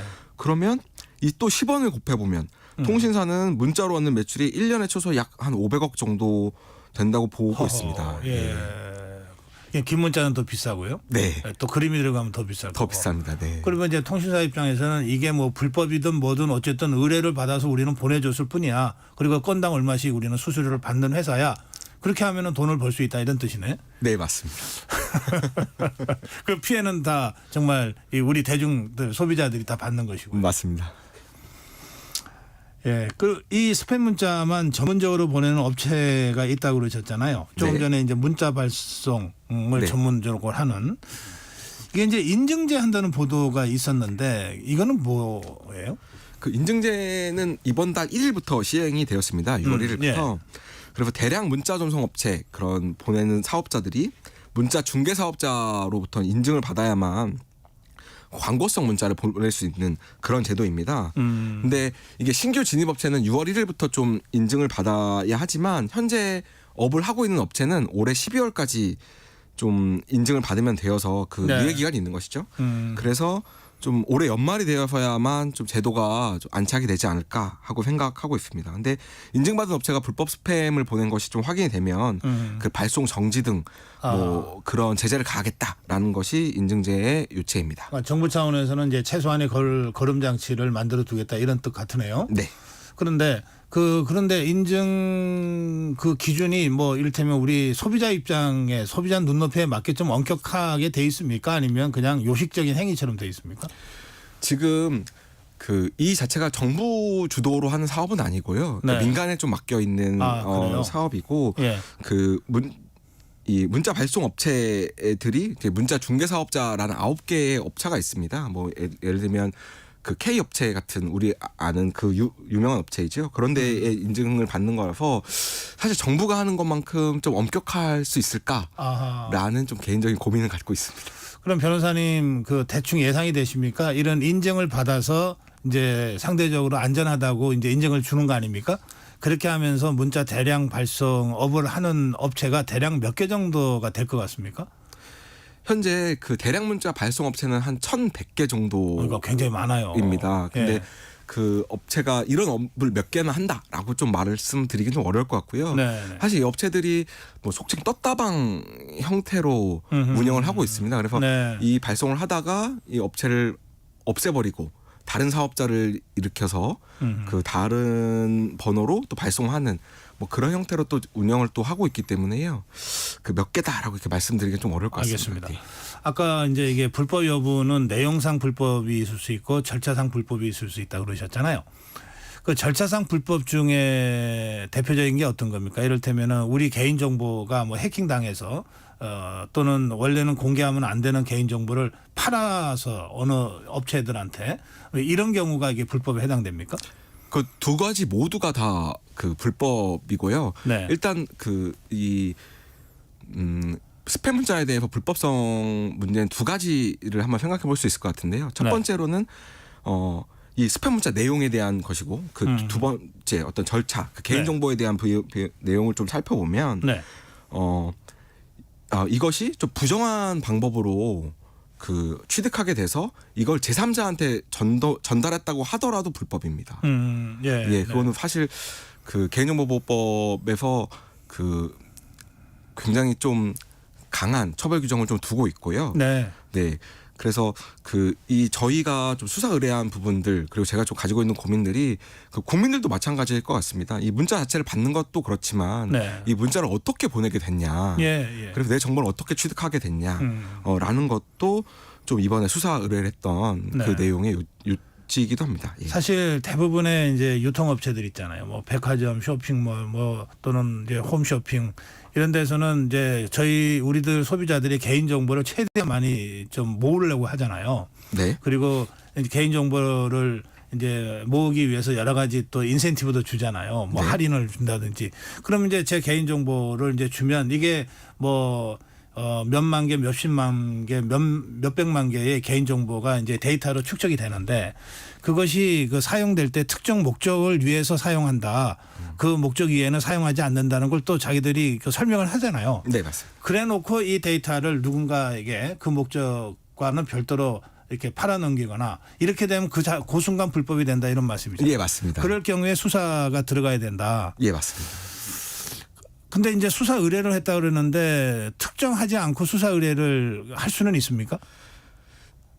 그 자체로 좀 말씀을 드리자면 예. 사실 지금 문제는 뭐냐면 예. 저희 우리나라의 그 개인정보보호위원회라는 개인정보 보호를 위한 어떤 그 컨트롤 타워가 있습니다. 근데 개인정보보호위원회가 그 지금의 어떤 그 스팸 문자 사태를 보고 하는 말씀이 어떤 방식으로 어느 만큼 그 국민들의 개인정보가 유출됐는지 잘 모르겠다라는 말씀을 하고 계세요. 그렇기 때문에 그 박사님 말씀처럼 어느 업체에서 어떻게 유출돼서 이것을 조사해 주십시오, 수사해 주십시오라고 저희가 좀 말씀드릴 수 있다면 정말 좋았을 건데 네. 그조차도 모르고 있기 때문에 네, 예. 좀 포괄적으로 이번에 수사 의뢰를 하게 된 것입니다. 예. 그러니까 전반적으로 다 수사해달라. 그렇죠. 근데 통상 경찰이나 검찰은 뭐 범죄 혐의 단체나 사람이 특정되지 않으면 수사에 착수 못하지 않아요. 네, 그렇지만 지금 예. 사태가 좀 심각하다 보니까 이미 뭐 제가 알고 있기로는 그 서울경찰청에서 예. 이미 좀 관련한 수사를 어느 정도 하고 있고요. 네. 그리고 그 국가수사본부장님께서도 지금 관련한 어떤 그 오픈 채팅방 통한 개인정보 유출에 대해서 거의 수사가 거의 마무리되어 가고 있다. 이런 식으로 한번 말씀을 하신 걸로 알고 있습니다. 네. 예. 혹시 저 변호사는 이런 문제는 없습니까? 이제 제가 조금 전에 여러 업체가 개인 정보를 요구하면서 인센티브 제공을 이제 주는데 제가 그거를 하기 싫다 그러면은 그 혜택을 안 주거든요. 네. 그러니까 뭔가를 이용하기 어렵게 만들어 버려요. 그러면 소비자 입장에서는 이게 개인 정보를 안 줬다는 이유로 불이익을 받는 거랑 똑같잖아요. 그런 경우에는 뭔가 이게 법적으로 뭔가 이걸 좀 다룰 만한 여지가 없습니까? 거기에 대해 그 혜택을 주는 부분에 대해서는 좀 이렇게 법률적인 문제가 좀 있을 것 같지는 않고요. 다만 예. 그분들이 이 어떤 제 개인 정보 아니면 박사님의 개인 정보를 잘 관리를 해야 되는데 이거를 뭐 고의적으로 유출한다거나 또 과실을 통해서 유출한다거나 이런 부분에만 좀 문제가 될 것 관리 같습니다. 책임밖에는 맞습니다. 묻기가 어렵다. 현재 예. 상황에서는 예. 알겠습니다. 자, 이게 스팸 문자가 워낙 그 불법과 이 합법이 막 섞여 있어가지고요. 이게 광고성이면은 불법은 아니지만 이게 광고성인지 아닌지는 열어보기 전에는 모르는 거고 열어보고 대개 뭐 링크를 누르세요 막 이렇게 돼 있잖아요. 그건 눌러도 괜찮은 건지 어떤 건지 부터는 이제 우리도 소비자들도 좀 혼란스럽거든요. 어떤 자세로 이런 스팸 문자에 대해서 대처하는 것이 좋겠습니까? 링크를 절대 클릭하시면 안 됩니다. 사실 그 지금 발송받는 그러니까 수신받는 문자들을 보면 예전에는 060 이런 번호로 시작했는데 네. 요새는 아마 010으로 시작하는 휴대전화 번호로 맞아요. 많이 받으실 예. 거예요. 근데 이 010으로 되는 번호들이 대부분 허위의 번호거나 아니면 남의 번호를 도용해서 보내는 것들이 많습니다. 그러니까 이 사람들 스팸 문자를 보내는 사람들의 목적은 그 링크를 클릭하는 데 있거든요. 근데 클릭하시다 보면 어떤 주식 리딩방의 문제일 수도 있고 또 스미싱 뭐 어떤 도박 사이트 같은 것들의 문제가 있어서 최악의 경우 스미싱인 경우에는 어떤 자신의 그 계좌 정보나 신용카드 정보가 좀 유출될 수 있기 때문에 네. 그 링크를 절대 클릭하시면 안 될 것 같습니다. 저 예전에 저도 이제 이런 스팸 문자는 제가 지워버리는데요. 네. 지우려고 손을 댔는데 링크에 살짝 터치가 됐어요. 미스 터치가 된 거죠. 그런 경우는 어떻게 해요? 일단 그래서 이게 뭔가 터치가 됐다 그러면 그 이후엔 이게 우리가 어떻게 대처해야 됩니까? 뭔가 피해가 있다면 바로 예. 112나 118을 관련 예. 118 그러니까 국번 없이 전화를 하셔서 118입니까? 네네네. 예. 그 어떤 피해 사실을 좀 말씀하시는 게 좋을 것 같아요. 특히 네. 어르신들 같은 경우에는 정말 클릭하다가 그 문자를 지우려다가 네. 박사님처럼 그 링크를 클릭하실 수 있으니까 음. 그런 경우에는 바로 그 118이나 112에 전화하셔서 상담을 받아보시는 게 좋을 것 같습니다. 네. 이게 제가 이제 그걸 자꾸 지워보니까 저도 요령이 생겨가지고 이걸 눌러서 전체를 보고 이걸 지우려고 그러면은 미스터치 가능성이 좀 있어요. 그러니까 열지 말고 지워버리면 돼요. 그러면 링크를 누를 수가 없죠. 네. 근데 이제 사실 사람이 이게 누구 전화인지는 확인하고 싶으니까 사실 그러기는 어려운데요. 모르는 전화는 대체로 그렇게 대처하는 것이 제일 안전하다. 예, 그런 말씀 제 경험상 네, 드립니다. 참 어떻게 우리가 이런 세상에서 살게 되는지 모르겠네요. 그 조금 전에 이제 설명하셨는데 이 스팸 문자가 많이 와서 경찰에 신고하겠다고 그 010 전화로 온 스팸 문자에 대해서 이렇게 했더니 제 번호는 맞는데 제 번호가 도용당했습니다. 예, 그런 경우들이 있다고 그러네요. 네, 요즘 스팸 문자는 그 인터넷상의 대량 문자 시스템으로 발송이 됩니다. 그래서 이제 010 같은 그 남의 번호 또는 없는 번호를 도용해서 그 발송하는 것이죠. 네. 그래서 말씀하신 것처럼 이 번호를 연락을 해보니까 없는 번호인 것도 없는 번호인 네. 경우도 있었지만 그 번호를 도용당했다 이렇게 답변한 사람도 있었습니다. 그래서 이 스팸 문자를 보내는 사람들한테는 발신 번호 자체가 전혀 중요하지 않습니다.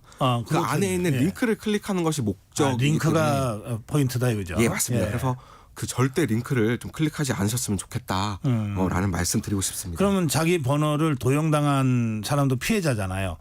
그 경우에 자기 번호가 도용당했는지도 모르고 도용당하는 경우도 있습니까? 네, 그래서 이번에 그 도용당한 번호로 좀 연락을 몇 번 해봤더니 네. 그 당신께서도 너무 힘들다. 내 번호가 도용당한 것 같다. 이렇게 좀 답변을 주신 분도 있었습니다. 그렇구나. 예. 그 스팸 문자를 막기 위한 무슨 기술적인 어떤 장치 같은 것들이 좀 있습니까? 현재는 이제 스팸 문자를 받으시면 그 번호를 차단한다든가 키워드를 차단하는 방식이 좀 있습니다. 예.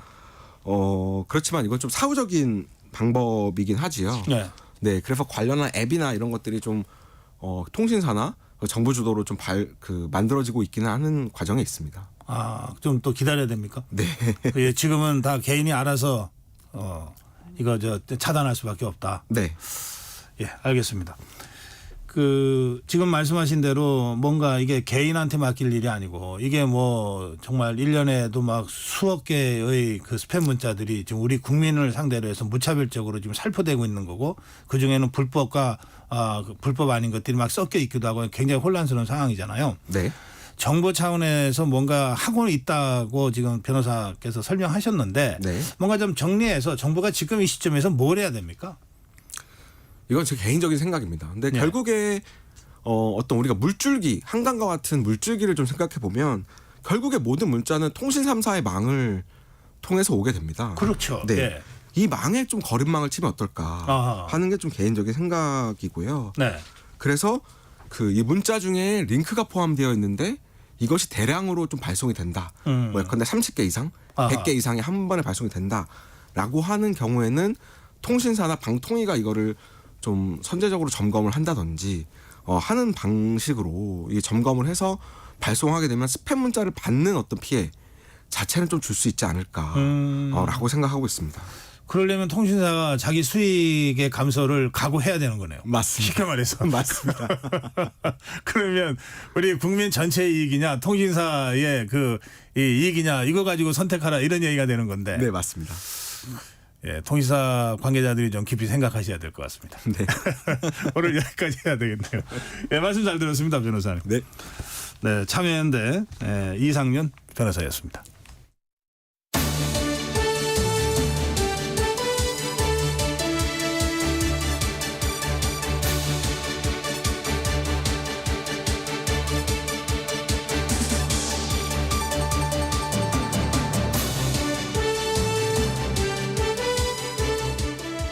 네. 매주 수요일 한 주일의 한가운데서 아주 본격적으로 뜨겁게 토론하는 본격 토론입니다. 예, 두 분 모시겠습니다. 최재형 변호사 나오셨습니다. 네, 물같이 부드러운 수요일의 남자 최진정 변호사입니다. 김준일 평론가입니다. 물같이 부드러운 남자의 친구 김준일입니다. 네, 우리가 지난주 지지난주에 계속 이 22대 원 구성이 제대로 되지 않은 문제에 대해서 토론을 좀 했는데, 예, 어쨌든 원 구성이 이제 마무리가 된 것 같아요. 어떻게 그 과정을 한마디로 평가하신다면 어떻게 평가하시겠습니까? 민주당의 TKO 승 단기적으로. 하지만 중장기적으로는 국민으로부터 판정패에 당할 가능성이 높아졌다. 이렇게 평가를 하고 싶은데요. 뭐 사실 거의 190석의 야당이 힘으로 찍어 누르면은 견딜 수 있는 방법이 없죠. 그렇기 때문에 국민의힘에는 힘이 없다라고 얘기를 하는데, 문제는 국민의힘에는 힘이 지금 없지만 이런 식으로의 어떤 그 독단적이고 거의 독재적인 의회를 운영할 때에는 결국 그에 대한 후폭풍이 불 수밖에 없기 때문에 지금 힘자랑할 때인가에 대한 국민의 어떤 따가운 질책이 느껴진다라고 생각을 하고, 더불어서 뭐 앞으로의 어떤 그 22대 국회도 굉장히 앞으로는 험난할 것이다. 저는 뭐 그렇게 예측을 합니다. 김준일 평론가. 그러니까 무전략의 결말 아닌가 그렇게 보여요. 그러니까 뭐 민주당이 이제 작심을 하고 들어온 거 맞죠. 그런데 어쨌든 이제 추경호 원내대표께서 그러면은 어떤 전략을 가져가서 협상을 할 것인가.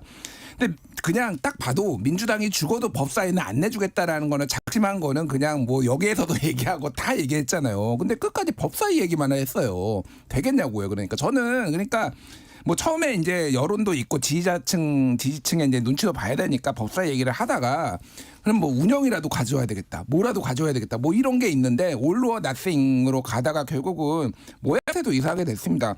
들어오는 명분이 민생법안 챙기겠다 뭐 이렇게 더 이상 외면할 수 없다 뭐 이런 식으로 얘기를 했는데 그게 맞나요? 솔직히 말씀드리면 제가 보기에는 용산에서 한마디 했거든요. 입법청문회 보면서 아니 여당 의원들이 없으니까 더 문제 야 이거 반론도 제대로 안 나오고 제가 그 얘기도 했었어요. 그렇게 될 거라고. 그러니까 결과적으로 보면은 이제 뭐 최상병 특검법 이런 거 막으려고 이제 들어왔다라는 비판도 이제 받을 수밖에 없는 겁니다. 그래서 뭐 이제 뭐 민주당에 문제가 있죠. 제가 없다라고 얘기는 하는 건 아닌데 결과적으로 보면은 이거는 전략이 굉장히 없었다. 예, 그렇게 뭐 비판할 수밖에 없을 것 같아요. 말씀드렸듯이 무전략이 아닌 것이고 보이콧 전략이었던 것이죠. 지금 현 상황 속에서 민주당의 독재 프레임을 좀 더 강화시키는 그런 전략일 수밖에 없었던 것이고, 다만 현실적으로 여당이다 보니까 계속 이렇게 그 원구성 합의를 하지 않을 수 없는 그런 상황 속에서 오늘 어떤 언론은 울며 겨자 먹기식 복귀다 이런 얘기도 하고 있습니다만, 결국 말씀드린 것처럼 민주당이 힘쓸 때는 좋습니다. TKO 시킨 것도 좋습니다.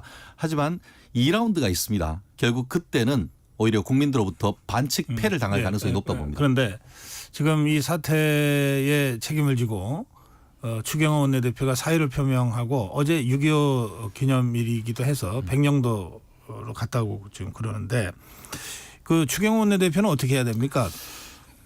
지금으로서는 본인으로서는 책임을 지는 모습을 보이는 것은 굉장히 중요합니다.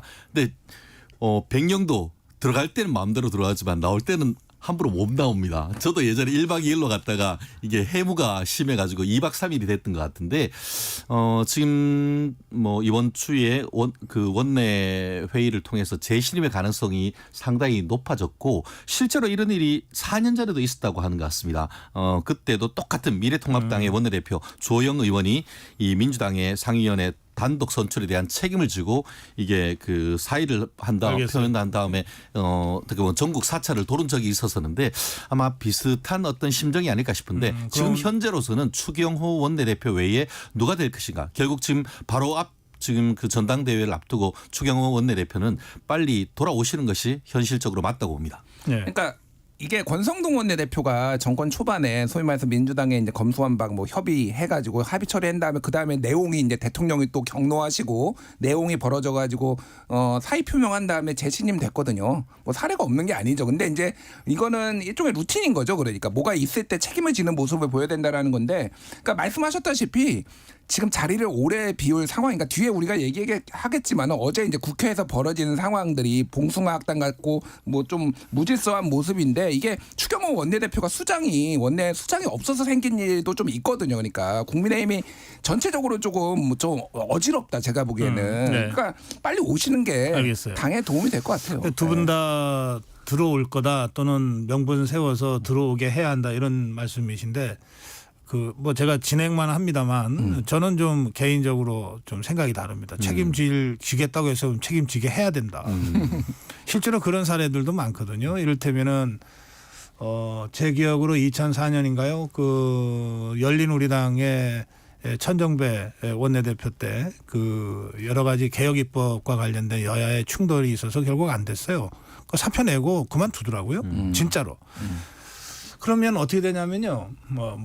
그다음 누군가 원내대표가 되잖아요. 그럼 그 사람은 이제 지금까지는 전 원내대표이고 나는 지금부터 이렇게 하겠다 이러고 또 새로운 길을 열어가더라고요. 세수는 세부대에 뭐 이런 그러니까 식으로. 마치 이게 아까 루틴이라고 그러셨잖아요. 그러니까 국민들이 루틴 안 좋아하잖아요.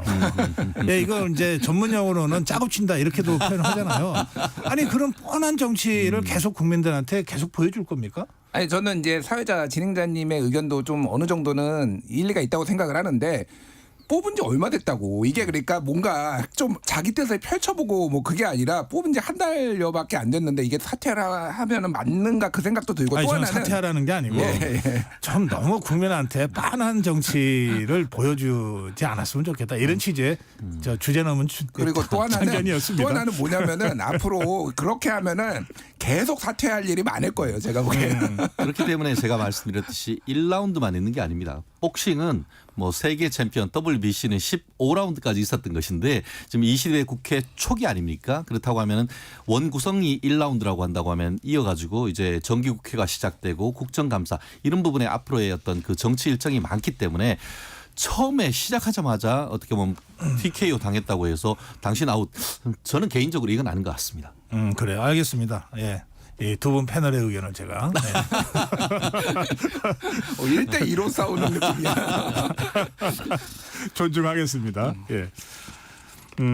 상임위가 이제 그래서 가동이 됐어요. 그런데 어제 법사위 장면도 보면 그러니까 야권이 단독으로 운영할 때하고는 확실히 좀 양상이 다른데 그 양상이 상당히 좀 거칠고 아주 격렬한 그 갈등 양상이에요.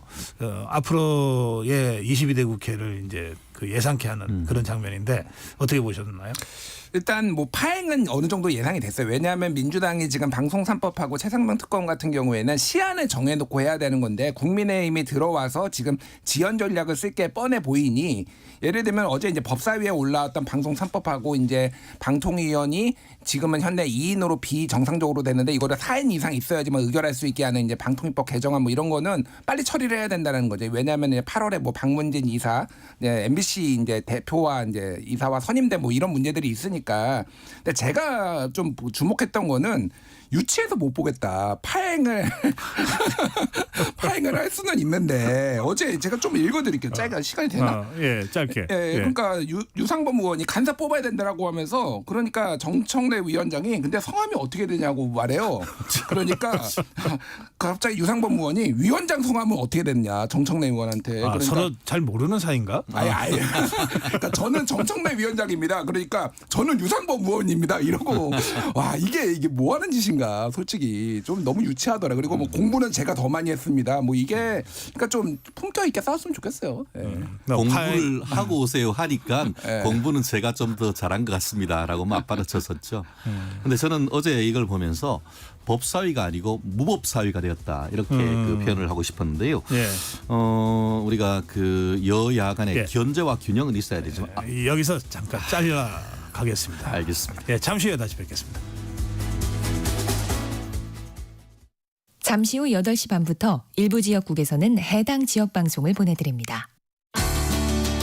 워렌 버핏은 가치 투자, 필립 피셔는 성장주 투자, 피터 린치는 장기 투자.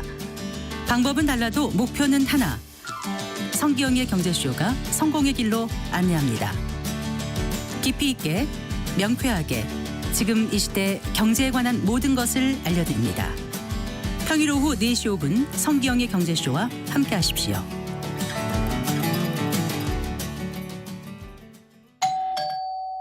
편지 왔습니다. 퇴근길 지친 당신에게 힘이 되는 뉴스를 전해드립니다. 매일 저녁 5시 5분 당신과 함께 읽는 세상 이야기 KBS 1라디오 뉴스레터 K. 지금 시각은 8시 30분입니다. KBS.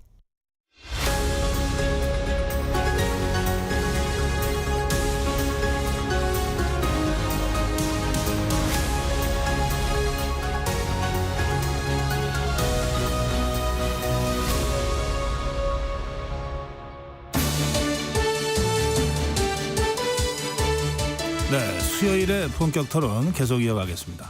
예, 두 분 아까 그 22대 국회의 이제 원구성 과정 그리고 이제 국회가 정상화된 첫날 그 법사위 장면을 이제 말씀하시면서 뭐 여야가 워낙 입장 차이가 극명하게 다르니까 파행할 수는 있다. 그러나 파행을 해도 좀 파행할 만한 걸 갖고 파행을 해달라.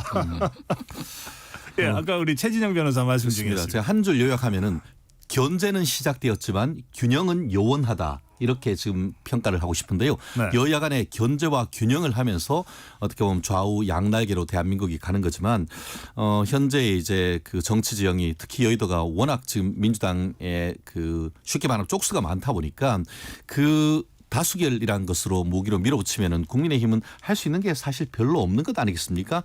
다만 그럼에도 불구하고 그런 상황 속에서 또 지금 뭐 7월 달에는 국민의힘 전당대회, 8월 달은 또 민주당 전당대회, 더불어서 이어서 9월 달은 정기국회와 국정감사로 쭉 이어진단 말이에요. 그렇기 때문에 당분간은 22대 국회는 강대강의 대치가 계속될 수밖에 없을 것이고 다만 하나의 모멘텀이 있다고 하면은 그것은 이재명 대표의 사법 리스크가 현실화되는 그 시점에 민주당 내에서의 어떤 리더십에 관련되는 새로운 어떤 문제가 불거지면서 그거를 계기로 여야 협치를 어떻게 보면 갈 수 있는 물꼬를 틀 수 있는 그런 계기가 될 것이지 지금 현재 있는 정치 일정으로 봤을 때는 민주당이 어떻게 보면 강성 지지층을 보고 앞으로 돌격하는 그런 분위기 속에서 국민의힘이 과연 균형을 맞출 수 있을지 지금으로서는 상당히 좀 난망하다 이렇게 저는 보고 있습니다. 네, 지금 우리 최정 변호사 말씀하신 대로 국민의힘은 7월 23일 전대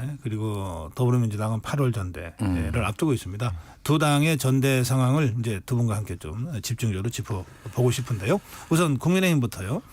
어떻게 보십니까, 김준일 평론가? 밖에서 보시면은 좀 더 잘 보인다고 그러기도 하죠. 네, 기대치는 낮은데요. 기대는 없는데 흥미진진하다. 뭐 이 정도로 요약을 할 수가 있을 것 같아요. 그러니까 기대가 낮은 이유는 네 분이 이제 뭐 출사표 던지는 기자회견도 갖고 그랬는데 제가 가장 많이 느꼈던 건 뭐냐면은 굉장히 추상적인 어휘들을 많이 쓴다라는 거예요. 그러니까 물론 이제 정치인의 언어는 추상적인 언어를 많이 쓸 때도 있지만은 그거와 관련해서 그럼 구체적인 실행 계획 플랜들이 좀 이렇게 나와야 되는 건데 예를 들면은 뭐 나경원 의원은 당정 동행 뭐 이런 표현을 썼는데 그러니까 당정 일치도 아니고 뭐 예를 들면은 당정 동행이라는 말이 그럼 어떤 울림을 줄 수 있을 것인가 뭐 한동훈 위원장은 뭐 보수 정치 혁신 그러니까 뭘 어떻게 그러면은 혁신을 어떻게 하겠다라는 거지? 뭐 이런 거죠. 그러니까 뭔가 그럴싸한 말들은 많이 이제 꺼냈는데 사실은 결과적으로 보면은 이제 윤석열 대통령 용산하고 얼마나 차별화를 할 수 있을 것이냐 없을 것이냐 이게 이제 가장 쟁점이 될 것 같아요. 그래서 조금 크게 이제 기대는 안 되는 부분은 있고. 근데 흥미는 진진합니까? 진진하죠. 예. 이제 이전 투구가 될 것 같아요. 지금 보니까. 그럼 일단 흥행에는 성공할 것 흥행에는 저는 성공할 것 같아요. 뭐가 됐든 뭐 엄청난 흥행의 성공. 그러니까 저는 뭐 좋아하시는 분도 있고 싫어 보수 쪽에서 싫어하시는 분도 있지만 이준석 나왔을 때 당대표 됐을 때 굉장히 흥미진진했어요. 그러니까 이게 그러니까 아까 전에 루틴, 관례 이런 거를 좀 깨는 게 사실 정치권에 필요하잖아요. 그러니까 그런 것들이 정말로 이제 많이 이번에 보일 수 있느냐는 조금 의문이지만 어쨌든 굉장히 열심히들 어제 하루만도 이제 핵 이제 자체 무장론 가지고 핵무기 이제 이렇게 열심히 싸우셨잖아요. 굉장히 좀 재밌더라고요. 예. 그렇습니다. 사실 국민의힘 전당대회는 많은 국민들이 7월 23일 한다는 건 알아. 근데 민주당은 언제 하지? 민주당 전당대회는 존재감 자체가 없는 것 같아요. 그렇다는 점에서 국민의힘의 이른바 사파전이 벌어지면서 컨벤션 효과는 극대화되는 이런 점이 있는 것 같습니다. 그러면서 국민 뭐 어떻게 보면 중도층 국민들이 한번 이번 국민의힘 전당대회는 한번 기대를 걸어봐도 되겠네 하는 이런 환기하는 그런 효과는 충분히 지금 노리고 있는 것 같고요.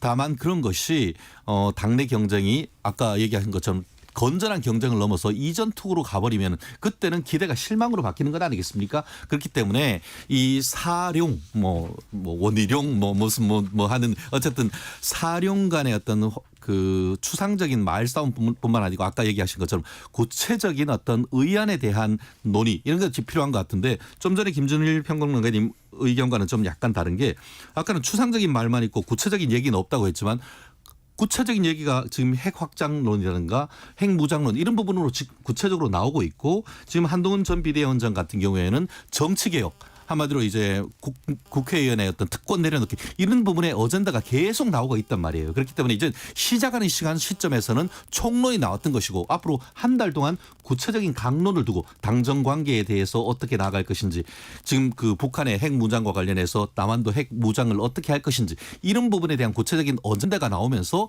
여당은 좀 더 국민들의 관심을 갖는 반면에 민주당은 이재명 총재 추대론 그게 무슨 관심이 있겠습니까? 그렇기 때문에 오히려 전체적인 어떤 여론의 흐름에 있어 가지고는 국민의힘이 어떤 그 국민의 어떤 지지 내지 그게 좋건 나쁘건 관심을 더 얻어갈 수 있는 그런 흐름인 것은 분명하다 그렇게 예측을 합니다.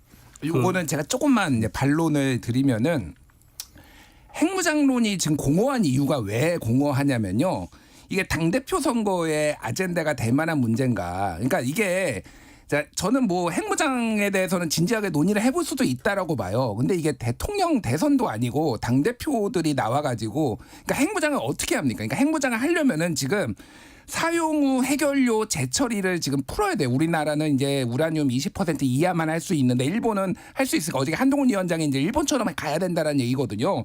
근데 지난해 5월 달에 4월이었나요? 그 한미 정상회담 할 때 조선일보를 비롯해서 보수 언론이 이번에 확장 억제도 중요하지만은 사용 후 핵연료 재처리 이거 해결해야 된다라고 계속 얘기를 했고 근데 윤석열 대통령이 못 해왔어요. 그거 확장 억제 잘했죠. 제가 말하는 거는 대통령도 못하고 예를 들면은 그리고 대통령도 그렇게 미국에 퍼줬지만은 여러모로 이거에 대해서 성과가 없는데 그러면 당대표들이 플랜에 대해서 얘기를 해야 되는 거예요. 이게 공허한 이유가 그런 겁니다. 그러니까 되게 추상적인 언어로 야 핵무장 뭐 옛날부터 했던 얘기예요. 그러니까 뭐 홍준표도 얘기하고 뭐 조경태도 얘기하고 뭐 유승민도 얘기하고 핵무장 자체 핵무장 뭐 주장할 수 있다고 보는데 어떻게 할 거냐고요. 그러니까 되게 공허한 수준에서 머물고 있어요. 이게 지금.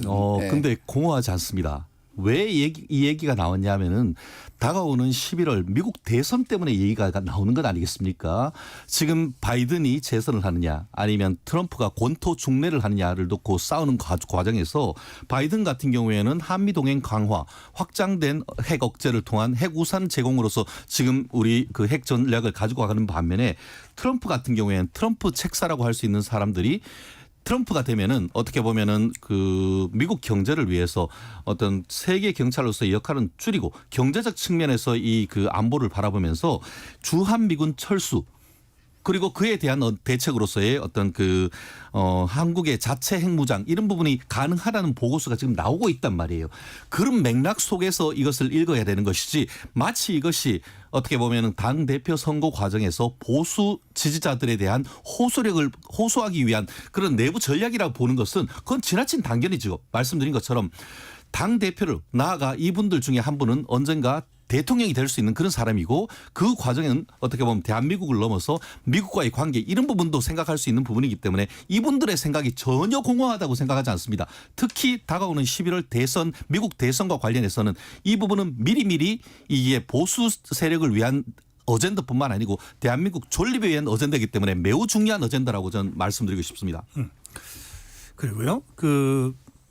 이 여당의 전당대회, 여당의 당대표를 뽑는 전당대회에서는 언제 치러지든 이 당정 관계를 어떻게 생각하는가가 사실은 제일 핵심이에요. 어떻게 표현하든.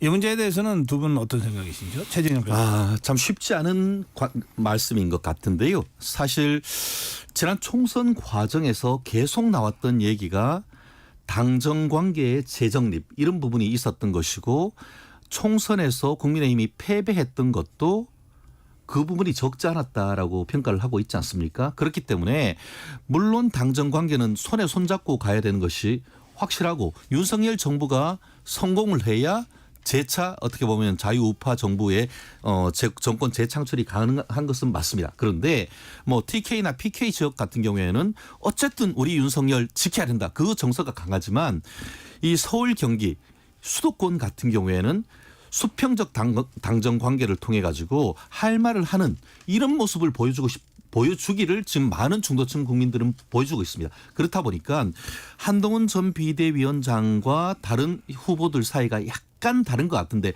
말은 약간 다르지만 실질적으로 보면은 한동훈 전 비대위원장도 얘기했듯이 민주당이 시대하려고 하는 무도한 탄핵 시도 내가 반드시 막겠다라고 얘기를 해서 실제로 당 대표로서 어떻게 보면 그 대통령을 보위하고 또 건강한 당정 관계, 할 말은 하는 관계를 통해서 수도권의 여론을 끌고 가겠다라는 그런 전략을 보이고 있는데 저는 개인적으로 그러한 전략이 훨씬 더 맞다라고 생각을 합니다. 그 과정에서 약간의 잡음이 있을 수는 있지만 그것이 오히려 국민의힘의 정당 지지율을 높이고 그것과 함께 윤석열 정부의 어떤 그 민심을 청취하게 해서 불통이라는 그런 이미지를 희석시키는 그런 효과가 있기 때문에 오히려 당정 관계에 있어서 아까는 당정 동행이라고 나경원 후보가 얘기했습니다만 건강한 당정 관계, 수평적 당정 관계 이렇게 얘기하는 것이 오히려 국민의힘과 윤석열 정부의 성공에 오히려 저는 도움이 된 그런 어젠다라고 봅니다.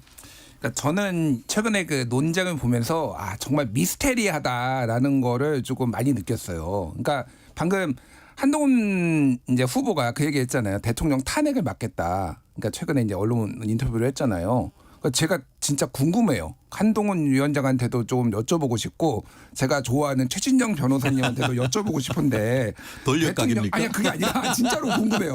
대통령이 뭔가 탄핵을 당할 만한 뭔가 죄를 지었나요?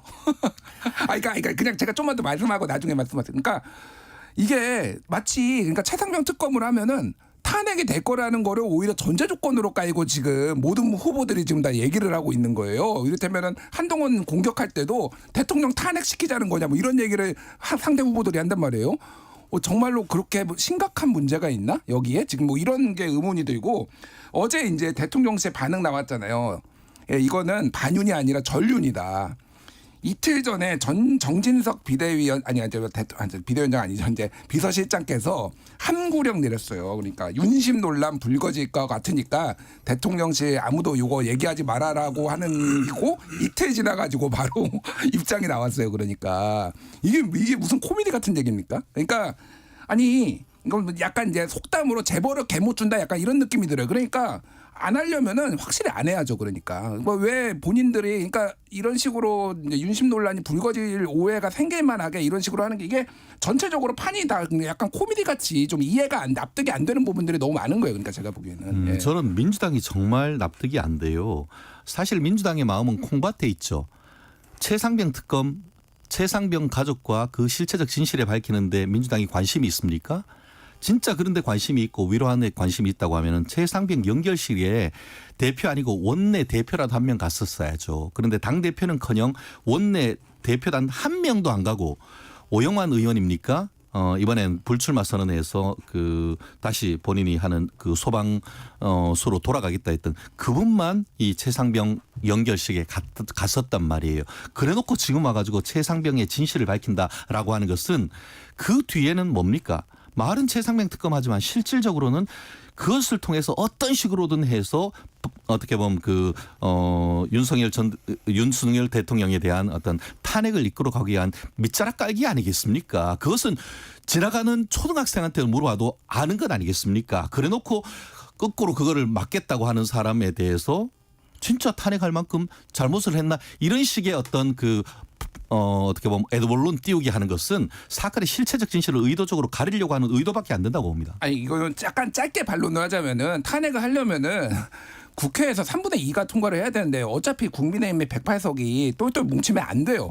그리고 헌재도 박근혜 탄핵 때도 5가지가 사유가 같지만은 결국은 한 가지만 인정이 됐습니다. 그러니까 탄핵이라는 게 굉장히 절차가 복잡하고 굉장히 중요한 문제이기 때문에 그렇게 쉽게 되는 문제가 아니라는 거예요. 그거를 그러니까 게다가 잘못한 게 있는지 없는지도 지금 모르지만 의혹이 있으니 해보자라는 건데 이거를 탄핵하고 직접 연결을 오히려 국민의힘이 시키는 게 저는 이상하다는 거예요. 그렇기 그러니까. 때문에 네. 한동훈 전 비대위원장이 최상병 특검 받겠다는 건 아닙니까? 그리고 공정한 특검을 하자는 것 아니겠습니까? 그래서 민주당 탄핵 지금 최상병 특검은 어떻습니까? 민주당이 1명, 조국 당이 1명 해가지고 대통령이 빨리 이걸 받지 않으면은 그 중에 연장자로 특검을 하겠다.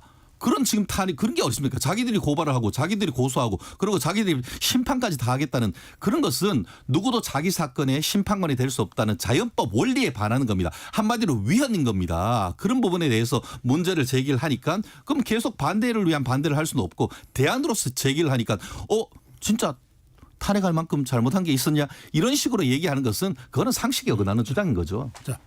예, 국민의힘 전대 얘기는 이쯤 하시고 이제 막 시작됐으니까 매주 다루셔야 될 것 같아요. 한 달 동안 흥미진진할 것 같습니다. 네. 자, 더불어민주당 상황은 어떻습니까? 우선 밖에서 보시는 최진영 변호사부터. 네, 8월 18일이더라고요. 이 다가오는 지금 8월 달에 프랑스 파리에서 올림픽을 하는데 올림픽 열기가 이제 끝에 식을 무렵에 이제 전당대회가 되는 것 같은데 저도 이게 나름 정치적 고관여층인데 8월 18일 날 그 전당대회가 있던 것을 어제 알았습니다. 그만큼 국민들의 관심이 민주당 전당대회에 별로 없는 것 같더라고요. 왜냐?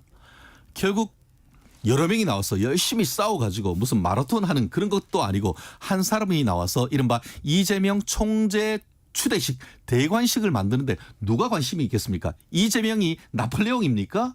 그렇기 때문에 민주당이라고 하고 더불어민주당이라고 하는 그런 정당에서 1인 독재 체제를 강화하는 그런 어떤 전당대회를 하고 있고 더불어서 옆에 최고위원 출마하는 사람들은 지명직 되니까 갑자기 자기 동갑인데 자기 동갑인 이재명 대표를 아버지라고 부르고 그리고 또 강선우 지금 초선 의원 같은 경우에는 이거 이재명 대통령 시대를 열어가겠다. 이런 식의 얘기를 하는 것이 과연 국민의 눈높이에 다가가서 컨벤션 효과를 높임으로써 국민에게 다가가는 민주당의 이 당대표 선거를 하는 것인지 아니면은 정말 북한과 같은 공산당 일당 독재와 비슷한 모습을 가지고 가는지에 대해서는 지난 다가오는 7월 8월 달에 어떤 여론조사 결과를 보면은 극명하게 저는 나올 것이라고 생각합니다. 공산당 일당 독재까지는 좀 너무 많이 난 것 같고 재미는 없을 것 같아요. 그러니까 지루할 것 같습니다. 솔직히 지루할 것 같은데.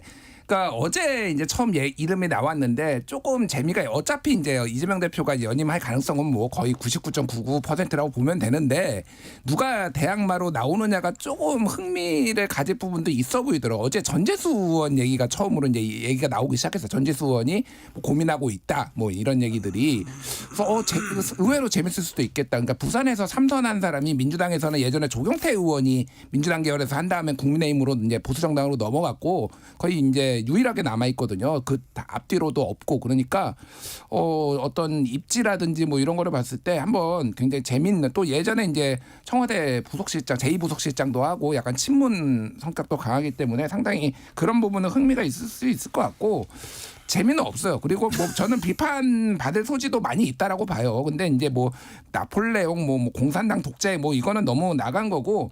그러니까 연임을 이제 이회창 총재도 연임하셨고 예전에. 그리고 김대중 총재도 이제 90년대지만 다 연임을 했던 뭐 사례가 있고 추대가 만약에 되더라도 예전에 손학규 대표가 이게 찬반 투표로 추대된 적도 있어요. 민주당이 아예 전례가 없는 건 아니에요. 그런데 가급적이면은 연임을 안 하는 게 저는 낫지 않느냐 뭐 이런 생각을 합니다. 그래서 글쎄 뭐 흥행은 국민의힘이 잘 될 것 같아요. 그거는 맞는데 흥행이 지금 중요한 게 아니라 얼마나 국민의 마음을 얻느냐가 좀 중요하지 않을까 그래서 생각합니다. 이인영 의원 얘기가 나오더니 접었습니까?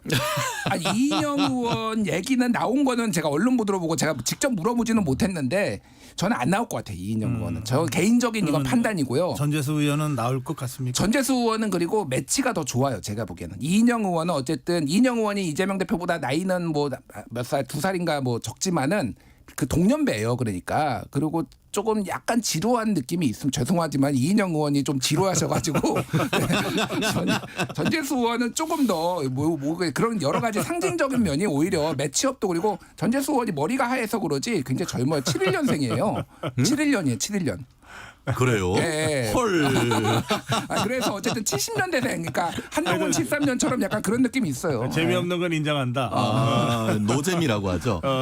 그러나 뭐 나폴레옹 대관식 뭐 북조선의 뭐 조선노동당 뭐 이거는 좀 너무 나간 거다. 예, 제가 그 얘기 쓴 거는 오늘 많은 신문 사설에서 직접 그와 같은 단어를 지금 쓰고 있더라고요. 그래서 제가 그냥 그 인용을 했을 뿐인데 사실 이번 민주당 전당대회에 관심이 없는 것은 민주당 이재명 1극 체제가 강화된다는 그런 측면도 있지만 또 방탄이냐 이런 것 있지 않습니까? 이재명 대표에 대한 사법 리스크가 리스크 위험을 넘어서 이제 그것이 현실화되는 그 시점에서 어떻게든 해서 국회의원으로서의 방탄, 나아가 당 대표로서의 방탄복을 하나 계속 입기 위한 전략이다라고 생각하는 사람들이 적지 않다 보니까 뭐 지금까지 그 나물에 그 밥이네 또 하려고 이런 느낌이 강하다 보니까 노잼이 되는 것인데 근데 저는 그 이재명 대표의 어떤 말씀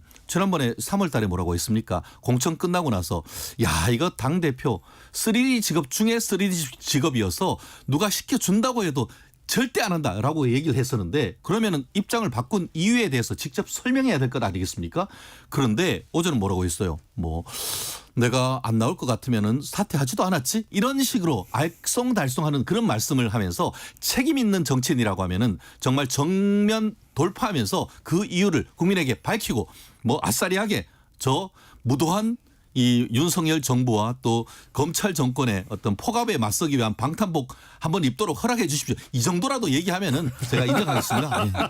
아니 근데 그거는 있어요. 그러니까 저도 그런 표현이 뭐 제가 안 나오려면은 뭐 사퇴하지도 않았겠지. 이 표현은 별로 이제 적절하지 않았는데 제가 말하는 거는 그러니까 이게 출마 선언은 아니에요. 그러니까 사퇴의 변이니까 출마 선언 때 본인이 설명을 할 것 같고 이제 민주당 일각에서는 뭐 지지층들이 원하니까 뭐 하는데 모든 지지층은 다 원해요. 사실은 그거는 이유가 될 수가 없어요. 솔직히 얘기하면. 그래서 사실 정면 돌파 저도 하는 게 맞다. 그러니까 본인이 얘기했던 거하고 좀 달라진 게 있으면은 좀 설득을 하는 게 오히려 궁색하지 않을 수는 있겠다 이 생각합니다. 네. 제가 뭐 국민의힘이나 더불어민주당 내부 사정을 잘 몰라가지고 그냥 밖에서 느끼는 인상기적으로 제가 질문 좀 하나 드리고 싶은데요. 이게 이제 국민들의 상식이라는 게 있잖아요. 또 저희 방송하는 저희들 입장에서도 뭐 어느 특정 정당이나 정치인의 입장보다는 상식적인 국민 수준의 눈높이에서 뭔가 상황을 보려고 그러거든요. 그러면 이제 뭐 이재명은 민주당의 아버지 같은 발언 또는 뭐 이재명 대표는 시대 정신이다라고 하는 발언 이런 거는 이제 국민 상식에는 좀 안 맞는 것 같거든요. 근데 이런 류의 발언이 더불어민주당에서만 나오는 게 아니라 국민의힘에서도 덜어 나옵니다. 그럴 경우에 당 내부에서 그 발언에 대한 뭐 비판이 있고 또 뭐 이견이 좀 있고 또 그러면은 또 때로는 사과도 하고 뭐 이러면서 가는 거잖아요.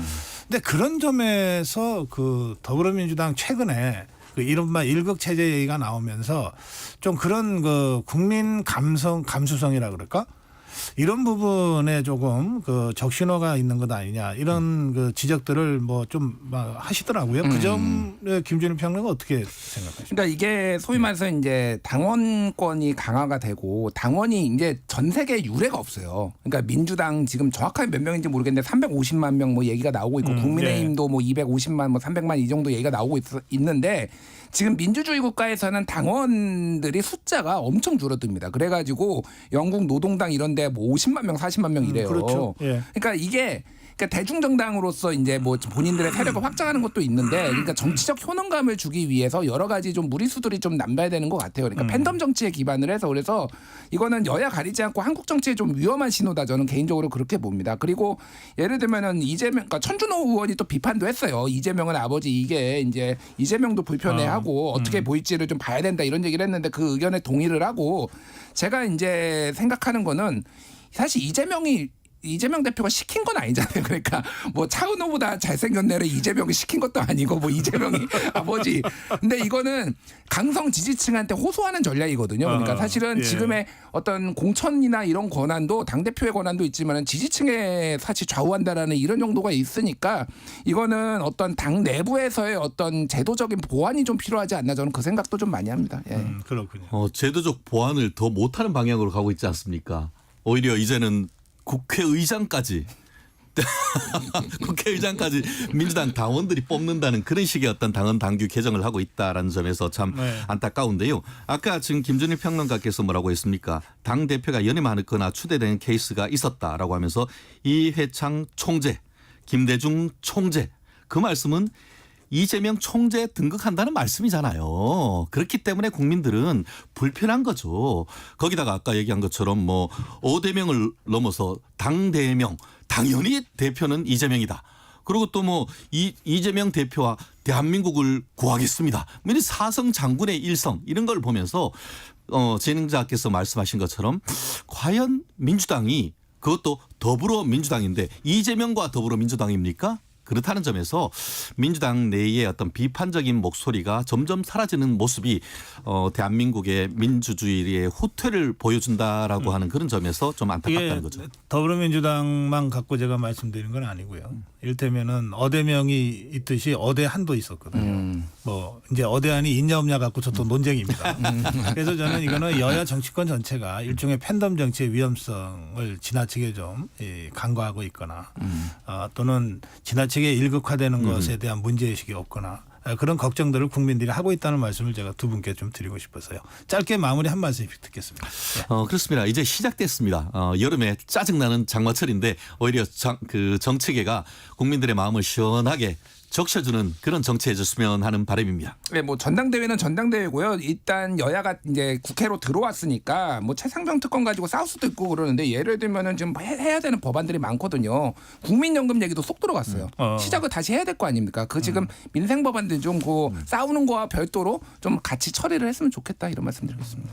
그러네요. 집 나간 국민연금 빨리 연금아 돌아와라. 뭐.